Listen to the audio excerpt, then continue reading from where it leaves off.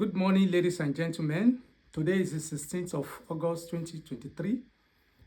I am one of the guest speakers for today's presentation. And the title of my presentation is Agribusiness for Economic Growth and Development in Akoko Edo Local Government Area of Edo State. My name is Dr. Victor Ekun. Akoko Edo Local Government is one of the 18th local government areas in Edo State, though the oldest and biggest in Nigeria. Agribusiness includes all the agricultural processes that are carried out in the field, processing and marketing of the finished produce. Examples are the poultry, the field, the fisheries, snarery, mushroom farming, goatry, to mention just a few. For this to come out well, we have what is called sustainable agriculture. This is a farming method of producing food that meets the needs of the populace and not just compromising for the future needs of the population. Some of the principal aim of this are to conserve natural resources, improve of livelihood, and also to ensure that there's food security. Now, before we continue, we have to engage and empower local communities effectively so that we have a sustainable agriculture. So before we continue formally, we would like to know who are the stakeholders in any community. Is it in Igara or also Ibilo and what have you? We should know the stakeholders in all these communities. Stakeholders, therefore, are the farmers, the landowners, the local authorities, the non-governmental organizations, and researchers that are found in that area. These are all the stakeholders. And one important thing about this is that you can use various methods to engage the stakeholders, such as surveys, fieldworks, interviews, workshops, and participatory mapping. These are all ways, even agri shows, these are all ways by which we can get this sustainable agricultural stakeholders to get them involved. Now, another important thing is that we have to know the problems, the priorities, the expectations, and opportunities that are available in that community. Because for you to talk about the stakeholders, you must know their needs and capacities. And that is where the problem, the priorities, the expectations, and opportunities related to this sustainable agriculture must be known by the people I had mentioned.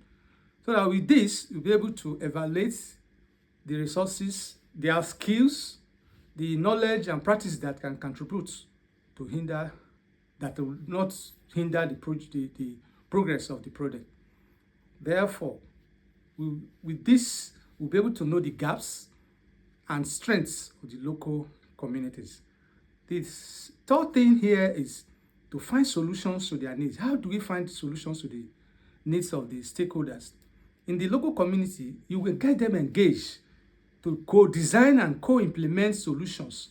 By the time you get them engaged in all this, they will be involved in the planning, monitoring, and evaluation of what you have for them.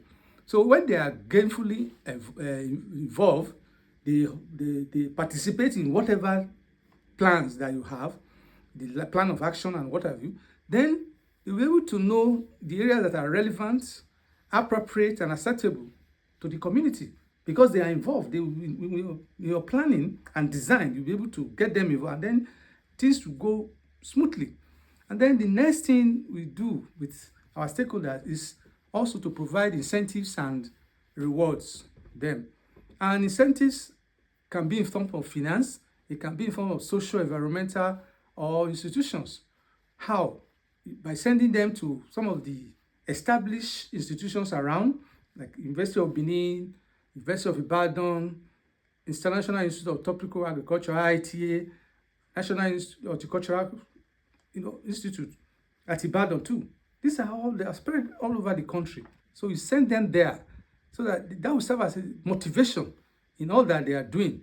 And then it will also not only motivate and encourage them to be fully involved in what they are doing. Then the next thing is incorporate learning and collaboration. How do you go about this? See, there are many opportunities in the world of today. Technology has taken over. We have the social media, we have newsletters, we have agri show, field days, and all this. These are things or events that you involve people to come around and participate. From participation, they learn from one another, they share their knowledge and experiences, and this will kind of make them to progress in whatever aspect of agriculture they are doing. And finally, we have the support network and cooperatives. Cooperative is a group of farmers coming together. They share their problems, challenges, the areas they have succeeded, and so on. So by the time they form social networks and cooperatives, it will bring about they'll be able to raise capital. They can combine, they can borrow money from one another or contribute money. That can also bring about cohesion and collaboration in their local communities. They work together as one. There will be linkages, and this will kind of lead them to have common visions and values.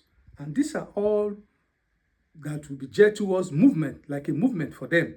And by so doing, they will be able to do a lot of things which individually they will not be able to do, but collectively they'll be able to achieve results. So if all these measures that I've mentioned, that is knowing about who the stakeholders are in the environment, and then also trying to know their needs, finding solutions to their needs, encouraging them by giving them incentives and rewards, and then introduce them to networks, social networks, support them and give them, form them into cooperatives or associations where they can table their problems to one another and then find solutions to them. And then you can also link them to social institutions and organizations that are agro-based. By so doing, better results will be achieved, and then we'll move with time. Thank you very much for listening. Have a nice summit. Thank you.